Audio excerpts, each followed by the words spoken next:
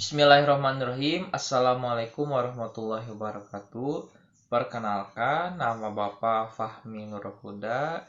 Mengawali semester 2 kali ini, Bapak akan berperan menjadi guru mata pelajaran pendidikan Pancasila dan Kewarganegaraan. Untuk itu, mari simak beberapa pematerian yang akan Bapak sampaikan dalam video selanjutnya. Bismillahirrahmanirrahim. Assalamualaikum warahmatullahi wabarakatuh. Robbi srohli sodri wa yassirli amri wahlul 'uqdatam min lisani yafqahu qawli. Mengawali semester kedua, Bapak ingin mengingatkan kepada anak-anakku semua, jangan lupa tetap patuhi protokol kesehatan yaitu 3M, menggunakan masker, menjaga jarak, dan mencuci tangan. Hal ini supaya kita tidak terkena virus dan bisa menjaga kesehatan kita. Pada kesempatan kali ini, Bapak akan memberikan sebuah materi terkait keberagaman masyarakat Indonesia dalam Bingkai Bhinneka Tunggal Ika. Pada buku paket terdapat di dalam halaman 95 bab 4. Hari ini kita akan membahas tentang keberagaman masyarakat Indonesia dalam Bingkai Bhinneka Tunggal Ika. Apa yang dimaksud dengan keberagaman masyarakat Indonesia? Jadi, hal ini kita perlu pahami terlebih dahulu bahwa negara kita merupakan negara yang besar, dimulai dari Aceh sampai Merauke.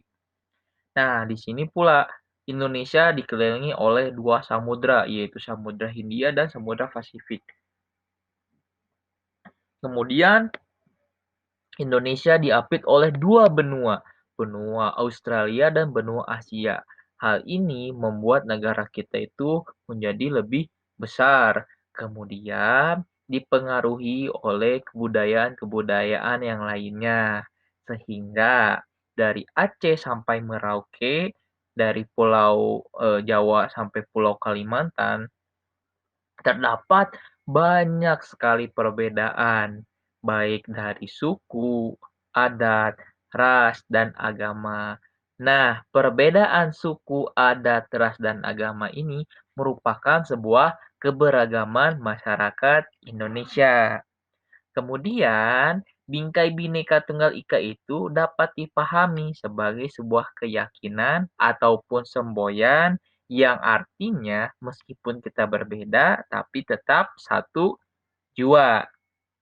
Nah, keberagaman masyarakat Indonesia dalam Bingkai Bhinneka Tunggal Ika dapat diartikan sebagai sebuah kecintaan terhadap bangsa Indonesia. Meskipun bangsa Indonesia ini terdiri dari berbagai suku, adat, ras, dan agama, namun kita dipersatukan sebagai bangsa Indonesia. Oke, pindah ke slide selanjutnya. Di dalam layar kaca Anda ini semua bisa dilihat ini adalah materi-materi yang penting atau materi pokok dari pembahasan makna persatuan dalam kebangsaan. Oke, selanjutnya kita harus memahami apa itu makna persatuan dalam kebangsaan. Hal yang utama yaitu persatuan dapat dipahami sebagai sebuah upaya untuk bersatu tanpa memandang latar belakang suku, adat, ras, dan agama. Kemudian, kesatuan merupakan sebuah keadaan bangsa yang telah bersatu. Dari kalimat ini, kita dapat memahami bahwa kita sebagai sebuah bangsa ataupun kita yang merupakan bangsa Indonesia ini harus bisa menerima segala perbedaan yang ada dalam bangsa kita, entah itu perbedaan suku, adat, ras, agama, dan kebudayaannya. Kita harus saling menghargai, saling menghormati, dan saling memahami satu sama lain. Sehingga kita apabila membangkitkan perasaan tersebut, kita dapat memiliki sikap toleransi. Nah, kemudian kalau misalkan kita balik ke masa penjajahan, kita melihat bahwa dulu persatuan dan kesatuan itu sangat sulit. Kenapa? Karena bangsa Indonesia itu mudah untuk diadu domba pada saat itu. Sehingga bukannya kita untuk mengusir penjajah, malah kita saling perang antar suku. Sehingga penjajah semakin berkuasa di negeri kita. Sampai pada akhirnya pada tahun 1920 kemudian muncullah sebuah pergerakan yang disebut namanya Budi Utomo. Nah, kemudian disusul dengan Sumpah Pemuda. Nah, Sumpah Pemuda ini merupakan sebuah tonggak persatuan dan kesatuan yang merupakan simbol sampai saat ini. Nah, dengan demikian, makna persatuan itu akan menghasilkan sebuah fungsi. Fungsinya adalah membentuk masyarakat ataupun bangsa Indonesia yang harmonis. Sehingga kalau misalkan setiap suku, adat, ras, dan agama kita saling harmonis, saling menghargai satu sama lain, maka tidak akan terjadi sebuah ujaran kebencian, berita hoax, dan sebagainya, sehingga kita akan hidup dengan damai. Nah, maka dengan demikian, makna persatuan itu sendiri akan menghasilkan sebuah keadaan di mana kehidupan di bangsa dan negara kita akan harmonis. Adapun di samping itu, makna persatuan akan menghasilkan sebuah rasa kebangsaan. Timbulnya semangat kebangsaan dan timbulnya paham kebangsaan. Nah, apa yang dimaksud dengan timbulnya rasa kebangsaan? Timbulnya rasa kebangsaan dapat kita pahami sebagai sebuah kesadaran bahwa kita ini sebagai bangsa besar yang terdiri dari berbagai macam suku, adat, ras, dan agama. Nah, seperti yang dicontohkan pada foto yang di bawah. Ini adalah foto pertama yang ditunjuk oleh Pointer merupakan suku Sunda dengan kebudayaannya. Kemudian foto yang di bawah merupakan suku Papua dengan kebudayaannya. Nah, meskipun kita berbeda dari cara pakaiannya, dari cara kita eh, menggunakan kebudayaan kita, tapi kita merupakan sebuah kesatuan, yaitu bangsa Indonesia. Hal inilah disebut dengan rasa kebangsaan, sehingga persatuan dan kesatuan itu dalam bingkai Bhinneka Tunggal Ika menghasilkan sebuah rasa kebangsaan. Kemudian timbulnya semangat kebangsaan. Semangat kebangsaan dapat dipahami sebagai sebuah semangat ataupun wadah pemersatu bangsa yang mana kita saling bergandengan tangan, menelusuri zaman, satu sama lain, saling menghargai, menghormati sebagai satu kesatuan bangsa. Sehingga semangat kebangsaan ini dapat kita pahami sebagai meskipun bangsa kita berbeda-beda, tapi tujuan kita sama untuk membangun bangsa Indonesia yang maju, bangsa Indonesia yang bisa terkenal secara global sehingga kita bisa go global gitu. Nah, dengan demikian apabila rasa kebangsaan, semangat kebangsaan telah terbentuk, maka akan timbul sebuah paham kebangsaan.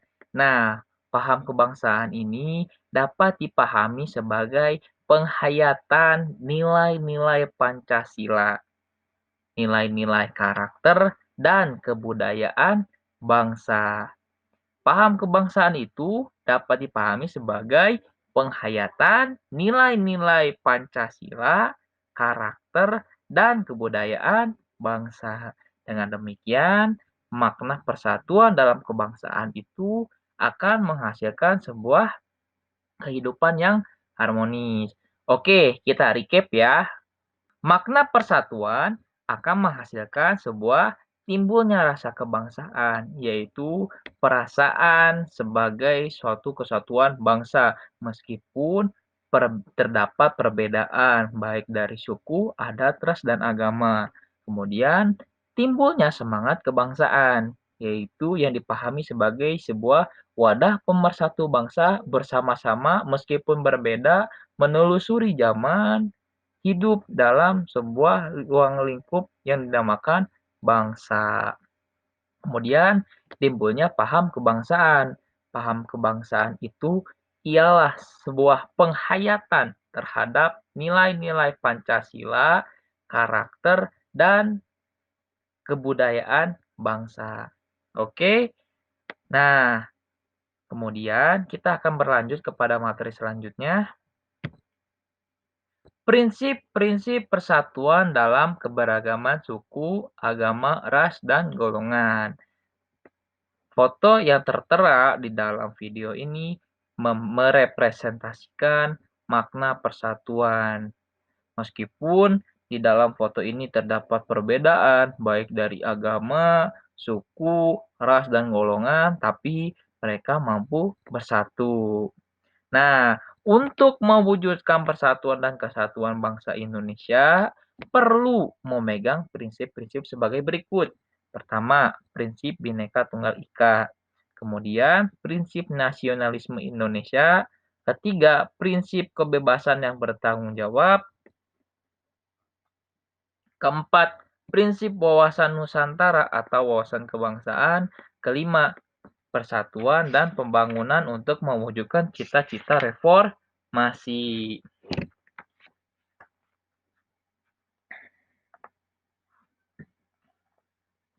Prinsip Bhinneka Tunggal ini merupakan sebuah prinsip yang mengakui bahwa bangsa Indonesia merupakan bangsa yang memiliki berbagai macam suku, bahasa, agama, kebudayaan, ras, dan golongan.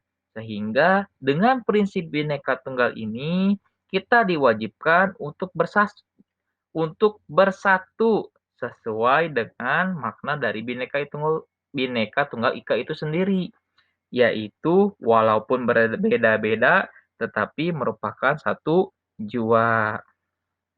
Kemudian prinsip nasionalisme Indonesia.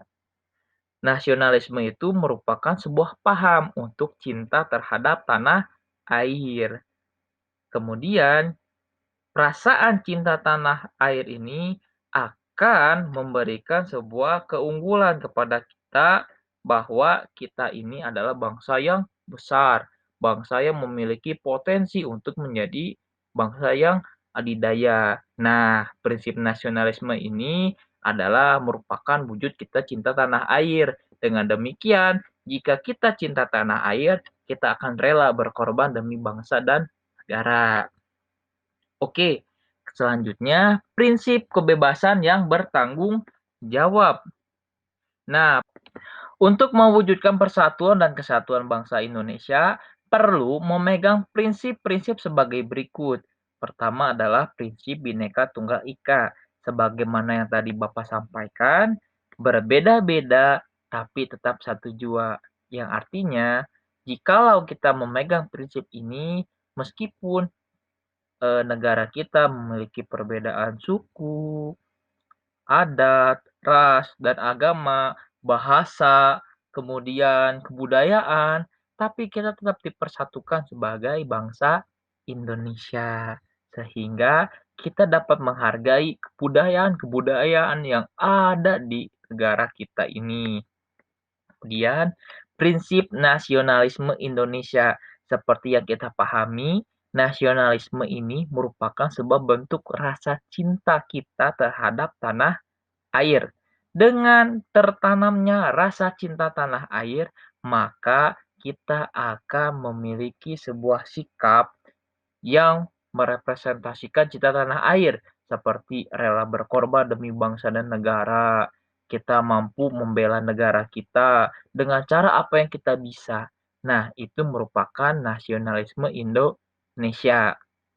Prinsip kebebasan yang bertanggung jawab. Artinya di sini kita boleh melakukan sesuatu asalkan tidak melanggar hukum yang berlaku di Indonesia serta norma-norma yang berlaku di tatanan masyarakat. Dengan demikian, kita boleh melakukan apa saja yang kita sukai, namun kita harus bertanggung jawab. Dan apapun yang kita lakukan tidak boleh melanggar hukum.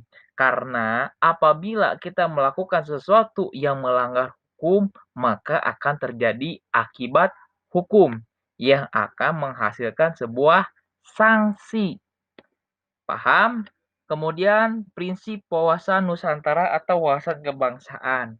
Wawasan kebangsaan ini dianggap sebagai cara pandang bangsa Indonesia yang merupakan sebuah konsepsi kebangsaan dan politik ataupun disebut dengan doktrin nasional terkait geopolitik.